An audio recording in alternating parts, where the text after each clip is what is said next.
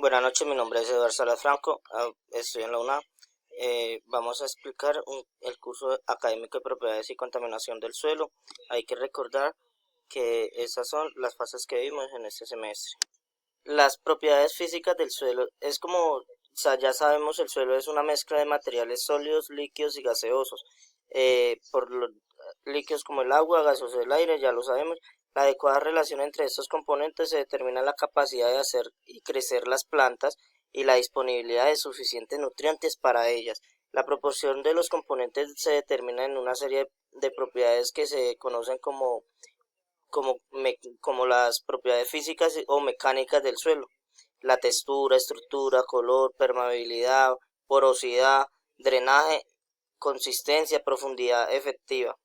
Entonces vamos a pasar ya en la segunda fase, que es la caracterización y propiedades del suelo. El suelo se clasifica utilizando en el sistema americano y de acuerdo al material parental se identifican suelos ADN y EPT.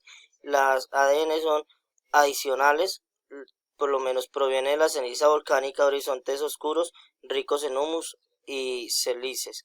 La EPT es la presencia de arena, arcilla, la moderada. Se clasifica el sistema americano en varias, por lo menos ya existen varios sistemas de clasificación, como el norteamericano, el francés, el ruso, el australiano, el FOA. Tenemos acá la clase de la textura. La textura es un suelo, es la proporción de los tamaños de los grupos de las partículas que lo constituyen, y está relacionada junto con el tamaño de las partículas. Los minerales que lo forman y se refieren a la proporción relativa de los tamaños varios grupos de las partículas del suelo. Esa propiedad ayuda a determinar la facilidad de abastecimiento de los nutrientes. El agua, el aire son los fundamentos para la vida. Entonces acá, como podemos ver, acá se clasifican en la arcilla, el fracolimus, la arcilla.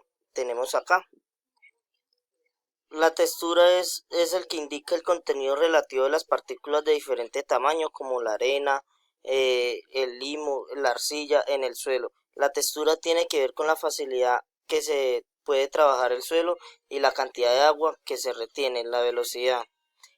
Para conocer una buena textura de la muestra del suelo, hay que separar primero la tierra fina de todas las partículas, que sean mínimo más pequeñas o más grandes, perdón, de 2 milímetros, de las partículas mayores como la grava, las piedras, ahí en adelante.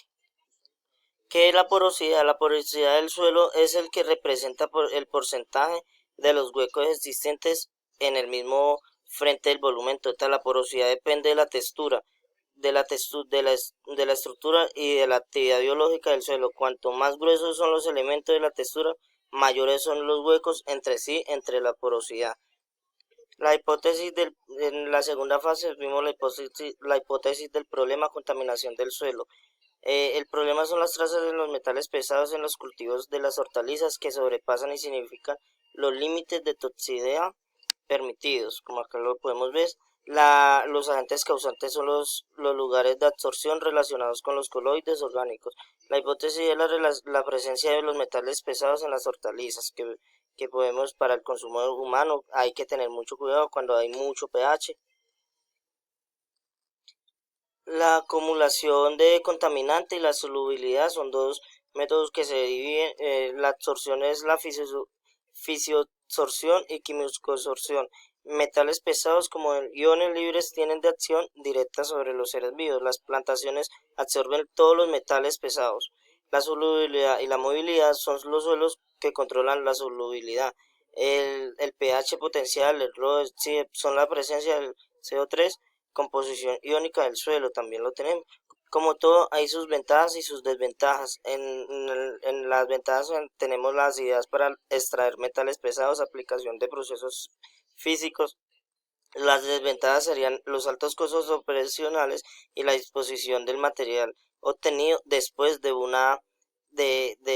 trabajo del suelo. Otra alternativa es la transformación biológica, es esto, el alto aspecto sobre el contaminante. Ideal son los suelos contaminados metales pesados. La desventaja sería la errada identificación de los agentes microbianos y las competencias con los organismos ya presentes. Tenemos acá ya la bibliografía fase 1, la bibliografía fase 2 y la bibliografía fase 3. Muchísimas gracias, les habló Eduardo Salas.